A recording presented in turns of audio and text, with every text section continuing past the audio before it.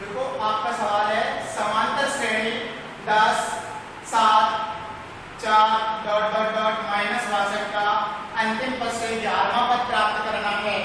तो सबसे पहले इस सवाल को हल करने के लिए दी गई जो श्रेणी है उस श्रेणी को कौन सी तरफ से लिखना है, विपरीत ओर से लिखना है, क्योंकि सवाल में कौन सा पद दे रखा है, अंतिम पद से 11वां पद।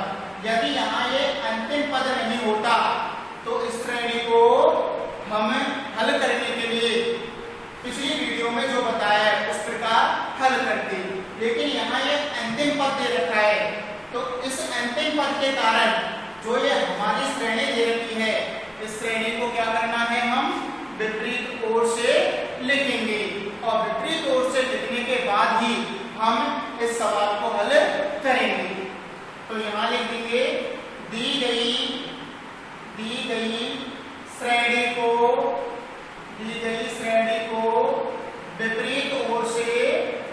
विपरीत ओर से लिखने पर, दी गई श्रेणी को विपरीत ओर से लिखने पर, अब विपरीत ओर से लिखेंगे तो ए की बराबर, ध्यान रखना है कि जो भी श्रेणी का पहला पद है तो वो तो कौन सा पद हो जाएगा, अंतिम पद, और जो भी अंतिम पद है वो कौन सा पद हो जाएगा, पहला पद।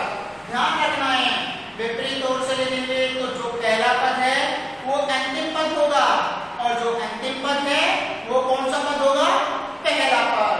तो विपरीत ओर से लिखने पर क्या आ जाएगा, माइनस के पास है, ये अंतिम पद है तो कौन सा हो जाएगा, प्रथम पद, कॉमा डॉट डॉट डॉट, फिर कौन सा है 4, कॉमा फिर कौन सा है 7, कॉमा फिर कौन सा है 10, यानी ये पहला पद था तो अब ये कौन सा हो गया है, अंतिम पद हो गया है। तो हमने सवाल में जो श्रेणी दे रखी थी उस श्रेणी को विपरीत ओर से लिख दिया है। अब विपरीत ओर से लिखने के बाद आपको क्या करना है कि सबसे पहले जब आप सवाल हल करोगे तो आपको ध्यान रखना है कि जो ये ऊपर श्रेणी दे रखी है इससे आपको कोई भी मतलब नहीं है, आपको तो सिर्फ इस श्रेणी से मतलब है। यदि गलती से आपने इस श्रेणी को काम में ले लिया तो आपका सवाल गलत हो जाएगा। तो बताओ इस श्रेणी का प्रथम पद स्मॉल ए बराबर कितना है, माइनस के 62। जो भी श्रेणी का पहला पद होता है वो क्या होता है, प्रथम पद, और प्रथम पद को किससे व्यक्त करते हैं, स्मॉल ए से व्यक्त करते हैं। इसके बाद निकालना है सार अंतर स्मॉल बी, और सार अंतर को हमेशा ही किससे व्यक्त किया जाता है, डी से। और डी किस प्रकार निकालते हैं कि हम पहले पद को छोड़कर, श्रेणी के पहले पद को छोड़कर शेष किसी भी पद में से ठीक उससे पहले वाले पद को क्या करते हैं, घटाते हैं। तो इस श्रेणी का ये पहला पद है इसको हमने छोड़ दिया है, इसके बाद में कोई सा भी पद ले लो, तो हम कौन सा पद ले लेते हैं, जैसे ये वाला पद ले लिया है तो इससे जस्ट पहले वाला पद कौन सा है 4, तो इसमें से इसको क्या कर देंगे, हम घटा देंगे। तो 7 माइनस 4, तो d बराबर कितना आ गया है 3। तो हमारे पास श्रेणी का पहला पद है माइनस के 62 और सार अंतर d कितना है 3 है। इसके बाद में अब आपको ध्यान रखना है कि सवाल इस प्रकार था तो ये 11वां पद कौन सा पूछा जा रहा था, अंतिम पद से 11वां पद पूछा जा रहा था, लेकिन सवाल में अब क्या कर दिया हमने, श्रेणी को हमने विपरीत ओर से लिख दिया है। जब श्रेणी को विपरीत ओर से लिख दिया है तो अब ये 11वां पद कौन सा है, प्रारंभ से 11वां पद, यानी पहले पद से ही कौन सा पद निकालना है, 11वां पद निकालना है। तो सवाल में हमको पदों की संख्या n बराबर कितनी दे रखी है, 11, पदों की संख्या 11 दे रखी है और हमसे 11वां ही पद पूछा जा रहा है। तो आप बताओ 11वां पद पूछा जा रहा है तो 11वें पद को किससे व्यक्त करते हैं, a11 से व्यक्त करते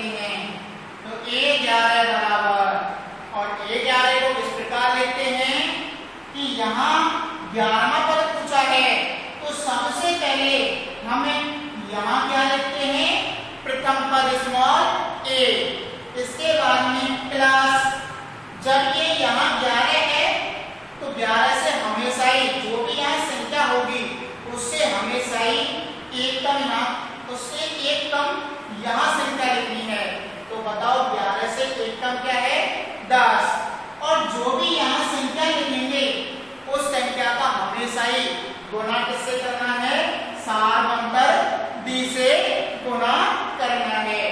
अभी 11वां पद निकालने के लिए आपको सिर्फ इन दो मानों की आवश्यकता है, ए और डी के मान की, और ए और डी के मान निकालने के लिए आपको सवाल में पहले दे रखा है कि ए का मान तो -62 है और डी का मान कितना है +3। अब ए और डी के मानों को आप यहाँ रख देना है, और रखने पर आपको कौन सा पद प्राप्त हो जाएगा, 11वां पद प्राप्त हो जाएगा। तो ए 11 बराबर ए का मान कितना है -62 प्लस 10 गुणा डी, और डी का मान कितना है 3। तो -62 10 का गुणा 3 से करेंगे तो कितना आएगा 30, किसके 30 प्लस के 30 बराबर, बताओ -62 में से प्लस के 30 हटाएंगे तो कितना बचेगा -32। तो हमारे पास ये 11वां पद कितना प्राप्त हो गया है, 32 प्राप्त हो गया है। इस प्रकार सवाल में हमारा 11वां पद कितना प्राप्त हुआ था, -32। अगला क्वेश्चन ये रखा है, यदि समांतर श्रेणी का छठा पद तथा 17वां पद क्रमशः 19 तथा 41 में, तो श्रेणी का कौन सा पद बताना है, 40वां पद बताना है। अब आपको सवाल में छठा पद दे रखा है और 17वां पद दे रखा है। छठा पद और 17वां पद क्रमशः 19 और 41 है, यानी छठा पद तो कितना है 19 है और 17वां पद कितना है 41 है। आपसे सवाल में कौन सा पद पूछा जा रहा है, 40वां पद पूछा जा रहा है। तो इस प्रकार सवाल को हल करने के लिए सबसे पहले आपको पता होना चाहिए कि श्रेणी में छठवां पद दे रखा है। तो बताओ छठवें पद को किससे व्यक्त करते हैं, A6 से व्यक्त किया जाता है। जो भी जितना भी पद होगा उसको A के नीचे रखते हैं, यानी आपसे 10वां पद पूछा जाता तो 10वें पद को किससे व्यक्त करते, A10 से। तो उसी प्रकार यहाँ छठवां पद पूछा है तो छठवें पद को किससे व्यक्त करना है, A6 से। और छठवां पद कितना दे रखा है 19, तो बराबर क्या लिख देना है 19। इसके बाद में 17वां पद कितना दे रखा है 41, और 17वें पद को किससे व्यक्त करते हैं, A17 से व्यक्त करते हैं। तो A17 बराबर कितना दे रखा है 41, तो बराबर 41। अब आपको पता होना चाहिए कि ये छठवां पद है, छठवें पद का मान दे रखा है।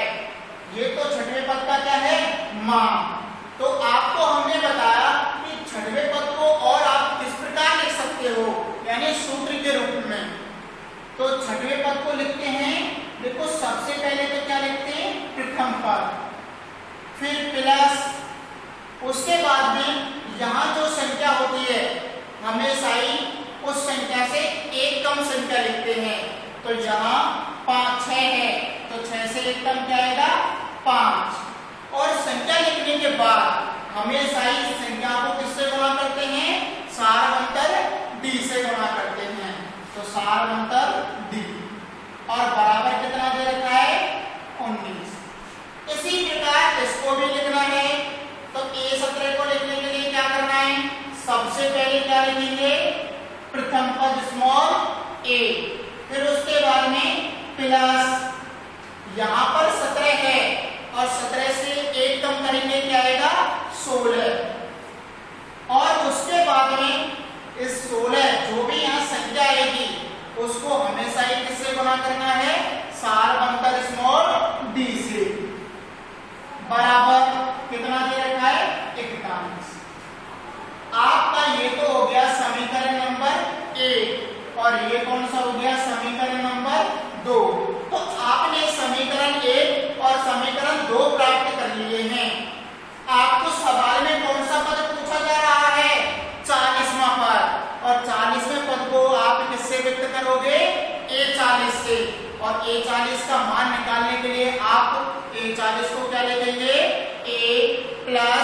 39 दी।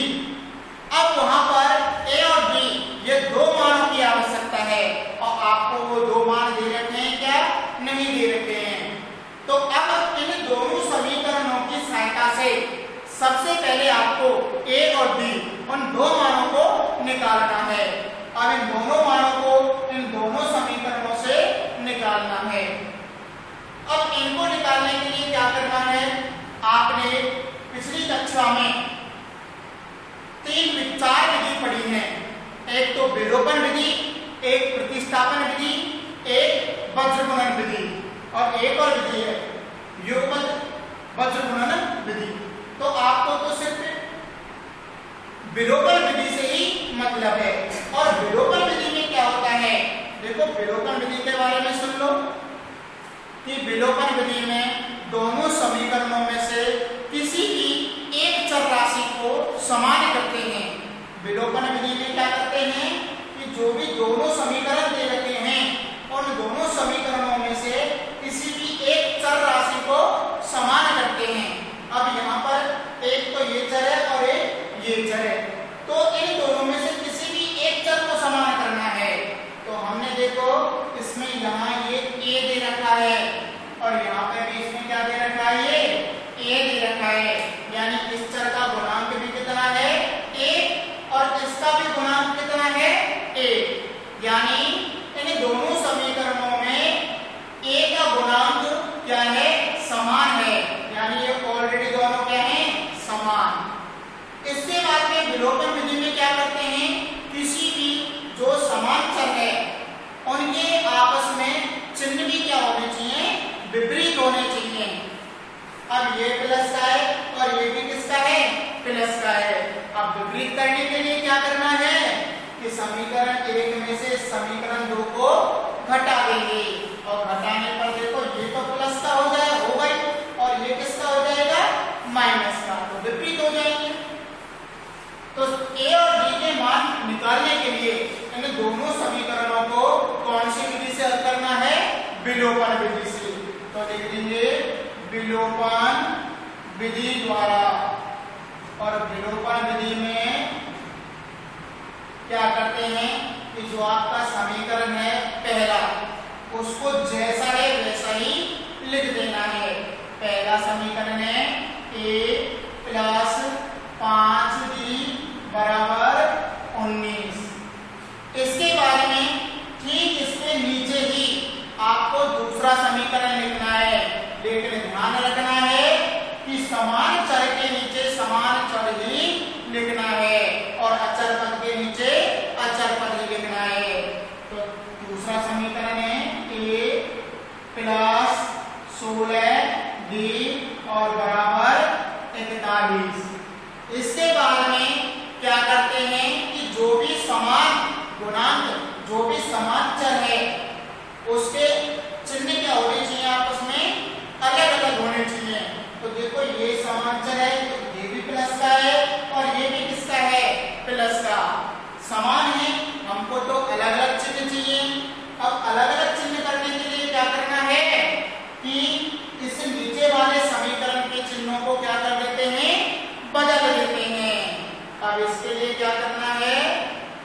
यहाँ लिख देना है समीकरण 1 - 2 से। समीकरण 1 में से हमने समीकरण 2 को क्या करना है? घटाना है। अब घटाते हैं, जब दो समीकरणों को घटाते हैं तो हमेशा ही नीचे वाले समीकरण के प्रत्येक चिन्ह क्या होते हैं? बदलते हैं। बताओ ये a किसका है? प्लस का। तो किसका हो जाएगा? माइनस का। ये 16 भी किसके हैं? प्लस के। तो किसके होंगे? माइनस के। यानी चिन्ह बदलने के लिए ध्यान रखना है जो प्लस का होगा वो माइनस का और जो माइनस का होगा वो प्लस का हो जाएगा। अब यहाँ ये सभी ऊपर ये किसके हैं? प्लस के हैं। तो हम नीचे सभी के नीचे कौन सा चिन्ह लिख देंगे? माइनस चिन्ह लिख देंगे। अब देखो ये a किसका है? प्लस का और ये a किसका है? माइनस का। ध्यान रखना है आपको घटाएंगे जब ये नीचे वाले ही चिन्ह काम में लेने हैं। यदि ऊपर वाले इन चिन्हों को काम में ले लिया तो आपका सवाल गलत तो बताओ ये a प्लस का ये माइनस का ये आपस में दोनों कट जाएंगे। ये 5d किसके हैं? प्लस के हैं। और ये 16d किसके हैं? माइनस के हैं। तो बताओ 5d प्लस के 16d माइनस के कितना बच गया है? माइनस के 11d। फिर आगे बराबर, इसके बाद में ये 19 किसका है? प्लस का है। और ये 41 किसका है? माइनस का है।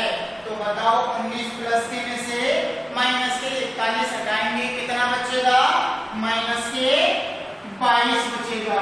कितना बच जाएगा? माइनस के 22। अब देखो बराबर के दोनों तरफ माइनस चिन्ह है, तो क्या कर देते हैं कि दोनों पक्षों में हमें -1 से क्या कर देते हैं? गुना कर देते हैं। और दोनों पक्षों में -1 से गुना करने पर ये माइनस चिन्ह क्या हो जाएगा? कट जाएगा। तो हमारे पास क्या प्राप्त हो जाएगा?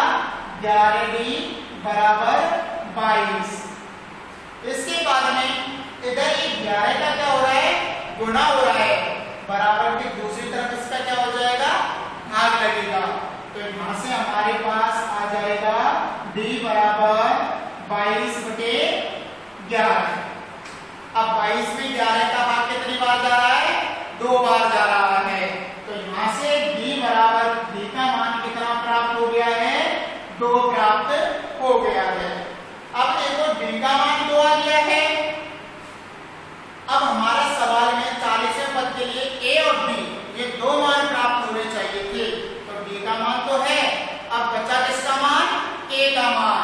अब a का मान प्राप्त करने के लिए आप चाहे तो समीकरण 1 में चाहे समीकरण 2 में कोई से भी एक समीकरण में आप d का मान रख देंगे और रखने पर आपको कौन सा मान प्राप्त हो जाएगा? a का मान प्राप्त हो जाएगा। चाहे 1 में रखो चाहे 2 में रखो, कोई से भी एक समीकरण में d का मान रखना है और रखने पर a का मान प्राप्त हो जाएगा। तो हम कौन से समीकरण में रख रहे हैं? पहले समीकरण में। तो समीकरण 1 में d का मान रखने पर, तो समीकरण 1 में हमने d का मान रखना है। चलो a प्लस a की जगह a प्लस फिर क्या है? 5। उसके बाद में यहाँ d का क्या हो रहा है? गुना। और d की जगह d के मान को हमें रख देना है और d का मान कितना है? 2। तो गुना 2 बराबर कितना है? 19। तो यहां से आपको प्राप्त हो जाता है a प्लस 5 का 2 से गुना करेंगे 10 बराबर 19। अब इसका क्या कर देते हैं? पक्षांतरण कर देते हैं। तो ये 10 इधर किसका है? प्लस का। दूसरी तरफ जाएगा किसका हो जाएगा? माइनस का। तो यहां से आ जाएगा a बराबर 19 माइनस 10। तो a बराबर कितना आ गया है? 9। तो हमारे पास जो भी आपको सवाल दे रखा था उस सवाल में a का मान तो कितना है? 9 है और d का मान कितना है? 2 है। a और d ये दोनों मान आपने प्राप्त कर लिए हैं।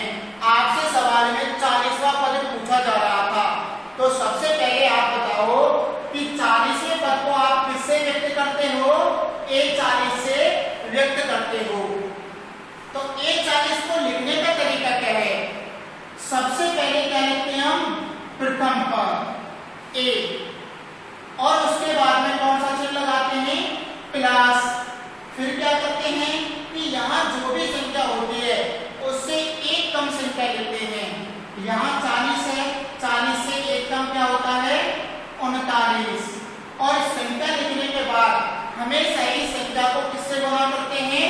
सारवंतर d से। तो सारवंतर d से हमने क्या कर दिया है? गुणा कर दिया है। अब यहाँ a की और d की जगह इनके दोनों के मान रखने हैं और रखने पर आपको कौन सा पद प्राप्त हो जाएगा? 40वां पद। तो ए का मान कितना है 9 प्लस 39 इंटू डी, और डी का मान कितना है 2। तो ए 40 बराबर 9 प्लस 39 का गुणा 2 से करेंगे कितना आएगा 78,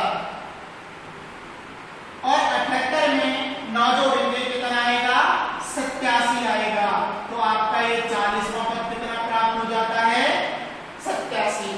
तो आपको ध्यान रखना है जब आपको इस प्रकार सवाल दे रखा होगा तो आपको सबसे पहले सार अंतर स्मॉल डी निकालना है, और उसके बाद में प्रथम पद स्मॉल ए निकालना है।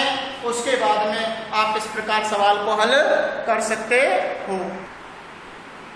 आपका अगला सवाल है, 4 संख्याएं समांतर श्रेणी में हैं, यदि संख्याओं का योग 50 तथा सबसे बड़ी संख्या सबसे छोटी संख्या की 4 गुनी है तो संख्याएं ज्ञात कीजिए। सवाल में दे रखा है 4 संख्याएं समांतर श्रेणी में हैं, तो आप इस सवाल को हल करने के लिए सबसे पहले आपको पता होना चाहिए कि समांतर श्रेणी का व्यापक रूप क्या होता है, क्योंकि इस सवाल को जब आप हल करोगे तो समांतर श्रेणी के व्यापक रूप का आप इसमें प्रयोग करेंगे।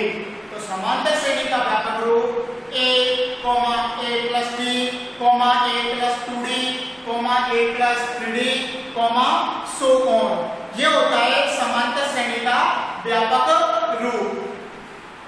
तो आपको सवाल में 4 संख्याएं दे रखी हैं, तो हम व्यापक रूप में से 4 संख्याएं लेंगे और उनको समांतर श्रेणी के रूप में मानेंगे।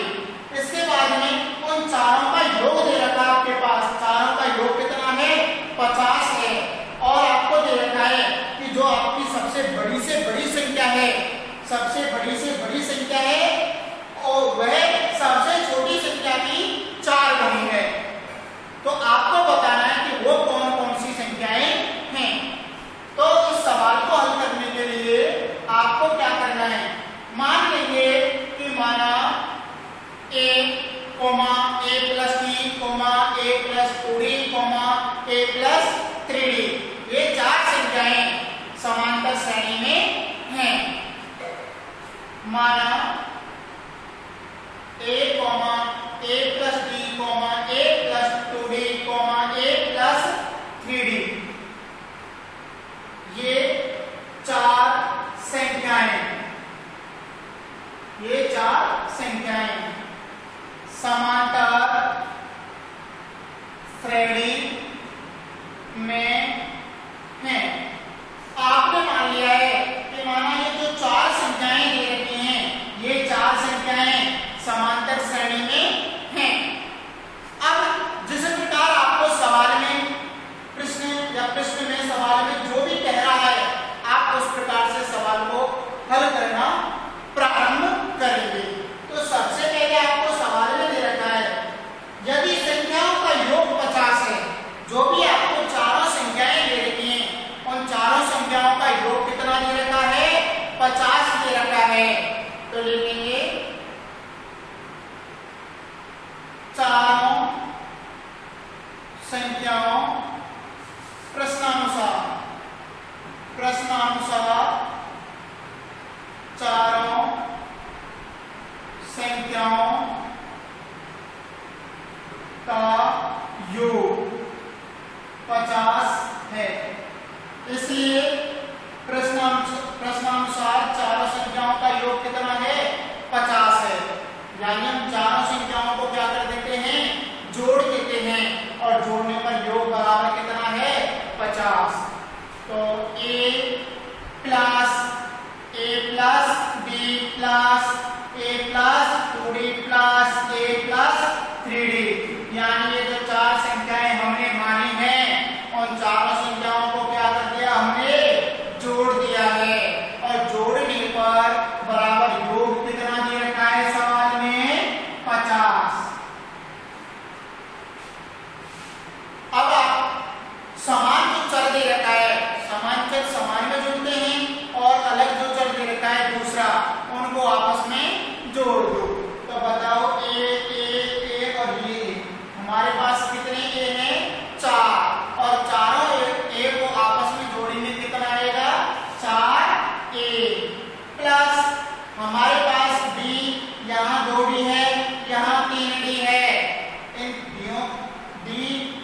2D और 3D, इनको आपस में जोड़ेंगे कितना आएगा 6D, और बराबर कितना दे रखा है 50। तो ये आपका कंडीशन यानी समीकरण नंबर कौन सा आ गया है 1 आ गया है। ये आपका समीकरण नंबर 1। अब आपको सवाल में आगे दे रखा था कि सबसे बड़ी संख्या और सबसे बड़ी संख्या सबसे छोटी संख्या की 4 गुनी है। तो यहाँ सबसे छोटी संख्या कितनी है a है, और सबसे बड़ी संख्या कौन सी है a प्लस 3d। तो सबसे बड़ी संख्या सबसे छोटी संख्या की 4 गुनी है, यानी आपको प्रश्न में दूसरी कंडीशन दे रखी है। तो यहाँ लिख देंगे, दिया है कि सबसे बड़ी संख्या, दिया है कि सबसे बड़ी संख्या सबसे छोटी संख्या की 4 गुनी है। सबसे बड़ी संख्या सबसे छोटी संख्या की कितनी गुनी है 4 गुनी है। तो अब यहां से सबसे पहले आपको पता होना चाहिए कि सबसे बड़ी संख्या कौन सी है। तो सबसे बड़ी संख्या कौन सी है a plus 3d, a plus 3d बराबर सबसे छोटी संख्या, और सबसे छोटी संख्या कौन सी है a है। सबसे बड़ी संख्या तो ये है और सबसे छोटी संख्या ये है। यदि मैं इन दोनों को आपस में बराबर में लिखूं तो ये बराबर है नहीं है, क्योंकि ये संख्या इस संख्या की 4 गुनी है, ये संख्या 4 गुनी है। तो यदि हम इसको 4 से गुणा कर दें तो ये भी क्या हो जाएगी 4 गुनी हो जाएगी। तो आपस में फिर ये दोनों कैसे हो जाएंगी बराबर, फिर हम इनको बराबर के रूप में लिख सकते हैं। तो बराबर में लिखने के लिए इसको हम किससे गुणा कर देते हैं 4 से, क्योंकि सवाल में दे रखा है कितनी गुनी है 4 गुनी। तो यहाँ हम गुणा किससे कर देंगे 4 से गुणा कर देंगे। अब क्या करना है, समान जो चर दे रखे हैं उनको एक तरफ रखना है। तो अब ये a इधर किसका है प्लस का है, दूसरी तरफ जाएगा किसका हो जाएगा माइनस का हो जाएगा। यानी यहाँ इसमें हम क्या कर देते हैं पक्षांतरण कर देते हैं। तो ये इधर प्लस का है, दूसरी तरफ जाएगा किसका हो जाएगा माइनस का हो जाएगा। तो 3d बराबर 4a, ये इधर प्लस का है, इधर जाएगा तो माइनस का हो जाएगा। तो 3d बराबर 4a में से a घटाएंगे तो कितना बच जाएगा 3a। तो हमने ले दिया 3a। अब देखो बराबर से इधर भी 3 का गुना हो रहा है और बराबर से इधर भी किसका गुना हो रहा है 3 का गुना हो रहा है। यानी बराबर के दोनों पक्षों में 3 क्या है कॉमन है। तो ये 3 से 3 क्या हो जाएगा कट जाएगा। तो यहाँ से आपको क्या प्राप्त हो जाएगा कि a बराबर b, यानी 3 से 3 कट गया तो इधर b बच जाएगा और इधर क्या बच जाएगा a। तो ये आपका आ जाएगा समीकरण नंबर 2। अब आपको क्या करना है कि जो भी आपका ये a और b का मान है, इस a और b के मान को आप समीकरण 1 में लिखेंगे। चाहे तो आप a का मान लिख दो, चाहे आप b का मान लिख दो, यानी दोनों में से कोई से एक की जगह दूसरे का मान लिखना है। तो यहाँ लिखेंगे समीकरण 1 में d का मान रखने पर, समीकरण 1 में हम किसके मान को रख देंगे d के मान को रख देंगे। तो बताओ 4a की जगह 4a प्लस 6 गुणा d, और d का मान किसके बराबर है a के बराबर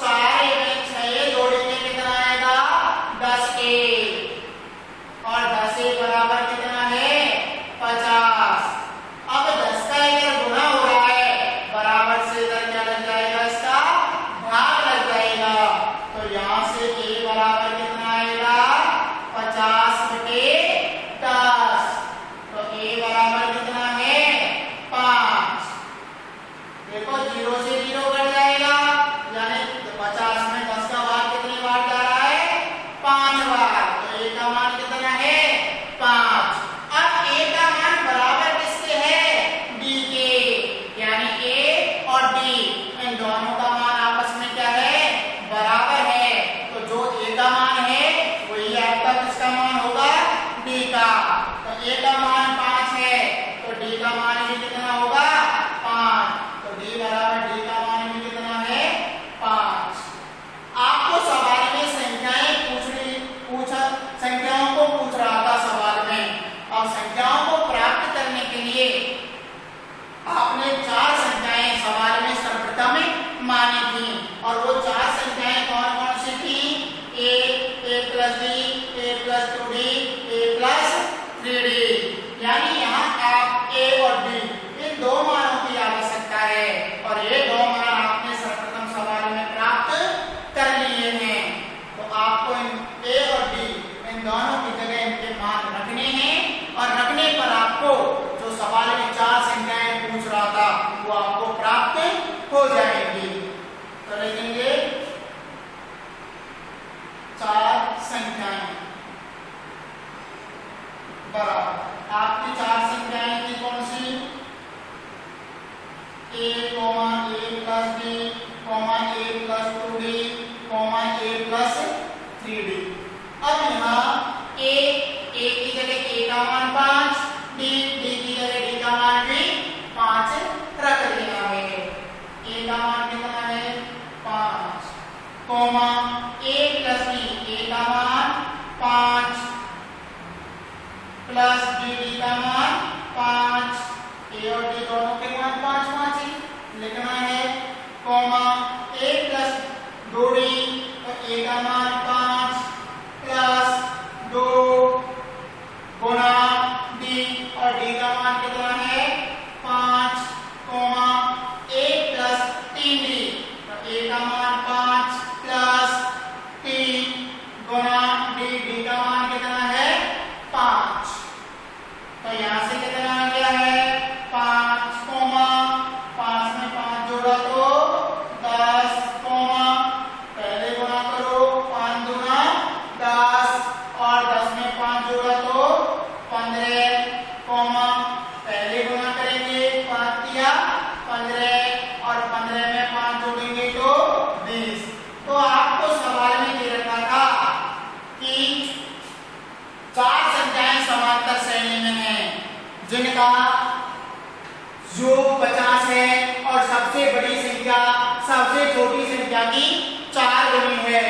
तो आपने सवाल में सबसे पहले 4 संख्याएं मानी थी, और वो 4 संख्याएं आपने इस प्रकार मानी थी। फिर उसके बाद में उन चारों संख्याओं का क्या किया है आपने योग किया है, और फिर छोटी संख्या और सबसे बड़ी संख्या की कौन सी थी चौथाई थी, यानी बड़ी संख्या छोटी संख्या की कितनी थी 4 गुनी थी। इसके बाद में आपने क्या किया था कि इस प्रकार रखने के बाद a और b ये दो मान आपने प्राप्त किए थे, और दो मानों को प्राप्त करने के बाद जो आपने 4 संख्याएं मानी थी उनमें a और b की जगह a और b दोनों के मान रखने पर आपको वो 4 संख्याएं प्राप्त हुई थी। धन्यवाद छात्रों, आशा करता हूँ आपको जो मैंने यहाँ पढ़ाया है वो अच्छे ढंग से समझ में